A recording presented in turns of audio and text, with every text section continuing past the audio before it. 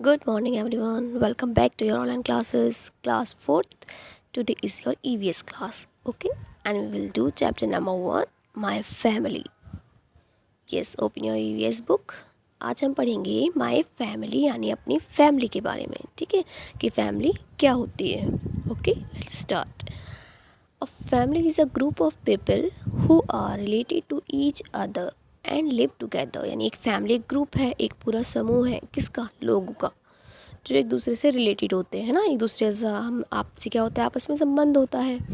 And live together, और सब साथ में रहते हैं, है ना. यानी कि हमारी फैमिली जो है वो कैसी है, हम अपनी एक फैमिली कब कहलाते हैं, जब हम सब एक साथ साथ में रहते हैं.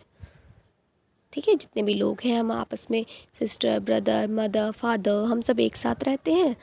ठीक है, और एक ग्रुप में रहते हैं, इसलिए हम सब मिलकर क्या कहलाते हैं, फैमिली कहलाते हैं. If we will look at our own families we will see the changes that have taken place over time. देखिए, if we look at our own families, अगर हम अपनी families को देखें अपनी, ठीक है, तो क्या देखेंगे हम कि बहुत सारे चेंजेस जैसे जैसे टाइम ओवर होता रहता है, ठीक है, वक्त आगे बढ़ता रहता है, तो हमारी फैमिलीज़ में बहुत सारे चेंजेस हमें देखने के लिए मिलते हैं.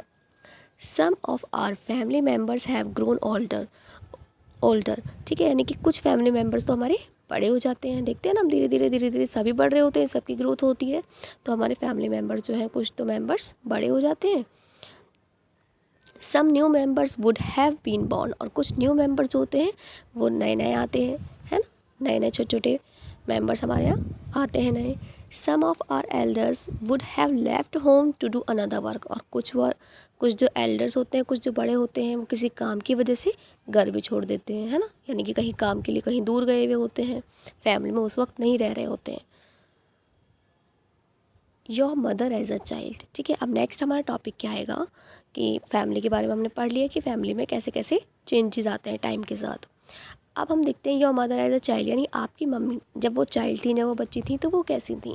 ठीक है, तो उसके बारे में पढ़ते हैं. देखिए, when we see the photographs of our parents or elders at their young age, we become very curious to know about their habits, likes, dislikes, way of living, etc. ठीक है, जैसे कि अगर हम जब हम देखते हैं कि फ़ोटोग्राफ, अपने पेरेंट्स की फ़ोटोग्राफ देखते हैं, या फिर किसी भी एल्डर के, किसी बड़े के अगर फ़ोटोग्राफ देखते हैं जब उनकी यंग एज थी, जब वो जवान थी, है ना, उस टाइम की अगर हम उनकी फ़ोटो देखें उन एज के, तो हम बहुत ज़्यादा क्यूरियस होते हैं, है ना. तो हम बहुत ज़्यादा क्यूरियस हो जाएंगे, बहुत ज़्यादा उत्सुक होते हैं कि हाँ, हम जानना चाहते हैं कि उनकी हैबिट्स क्या थी. ठीक है, उनकी लाइक्स और डिसलाइक्स यानी पसंद और नापसंद क्या थी उस टाइम पर, है ना, उनका रहने का तरीका.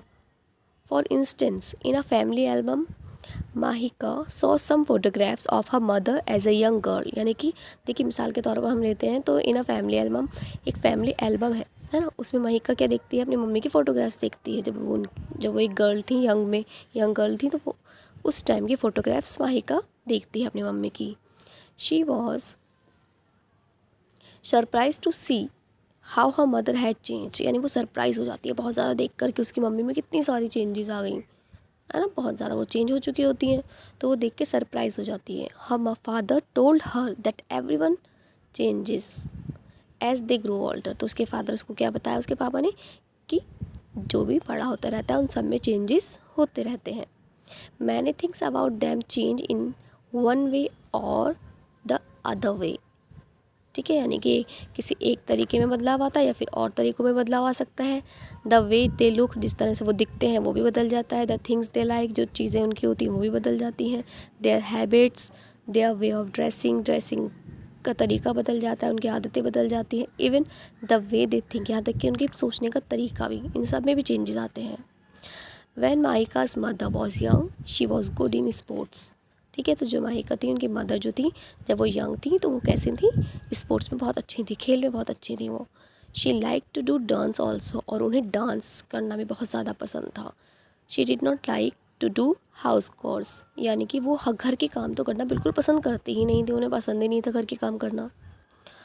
Over the years her mother has changed a lot, यानी कि जैसे जैसे टाइम चलता गया, ठीक है, यानी कि वक्त बढ़ता गया, तो उनकी मदर जो थी, ठीक है, उनमें बहुत सारे चेंजेस हुए.